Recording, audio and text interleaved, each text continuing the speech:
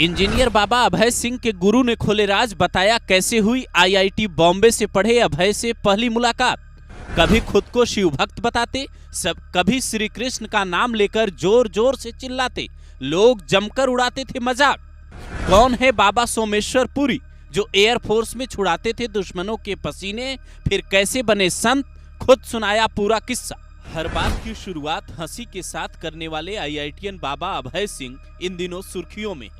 उनके चेहरे की मुस्कान किसी को डरावनी लगती है तो कोई इसे अघोर विद्या का असर बताता है। ऐसे में ये जानना जरूरी हो जाता है कि आखिर इनके गुरु कौन हैं।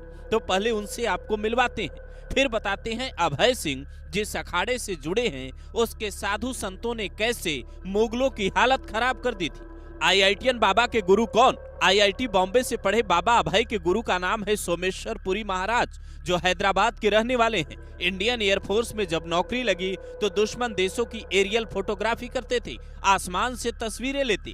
हालांकि इसके बारे में बाबा ज्यादा नहीं बताते, पर उसके बाद बैंक में नौकरी की और फिर एक दिन संत बन गए, जहां इनकी कई विद्वानों से मुलाकात हुई। बाबा अंग्रेजी के बड़े जानकार रहे हैं, इसलिए बातचीत के दौरान बीच बीच में अंग्रेजी भी बोल पड़ते हैं। तस्वीरों में जो इनके पीछे बैठे बाबा दिख रहे हैं यही इनके गुरु हैं, जिनका नाम इस उम्र में भी सोमेश्वर पुरी बड़े ही सम्मान के साथ लेते हैं। यही हाल अभय सिंह का भी है, जिनके चेहरे पर गुरु का नाम आते ही उन्हें वो दिन याद आ जाते हैं जब काशी की गलियों में यूं ही भटकते रहते थे। सोमेश्वर पुरी बताते हैं, अभय सिंह से पहली मुलाकात काशी में हुई। तब अभय को न अपने कपड़े का होश रहता था न खुद की जिंदगी का। वो कभी चिल्लाते हुए खुद को भगवान शिव का भक्त बताते तो कभी कहते भगवान श्री कृष्ण का भक्त हूँ।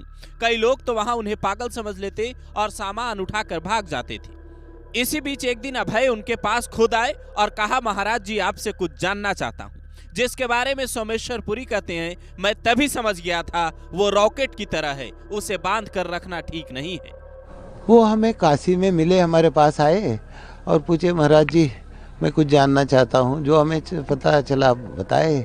और मैं उनमें वो जिज्ञास देखा, सही जिज्ञास जिसमें होता है, तो मैं ले जाके जो भी हमारा बड़ा गुरु लोग है उनसे मिलवाया, तो वो जो भी ज्ञान पाया अभी आपको पता समझिए। उनका कैपेसिटी रॉकेट जैसा है, हम उन्हें हमारे पास रख लेंगे इधर बंद करके, तुम इधर बैठो तो हम क्या हो जाएंगे, फिर उसको कार जैसा है उसका रॉकेट जा रहे तो स्पेस में और ज़्यादा जा रहा है ना। आज भी जो बाबा अभय सिंह की बातें सुन रहा है, उनका हिंदी अंग्रेजी और अध्यात्म पर पकड़ देख रहा है, वो साफ यही कह रहा है, सनातन धर्म को ऐसे योद्धाओं की जरूरत है जो देश दुनिया में सनातन का झंडा बुलंद करे।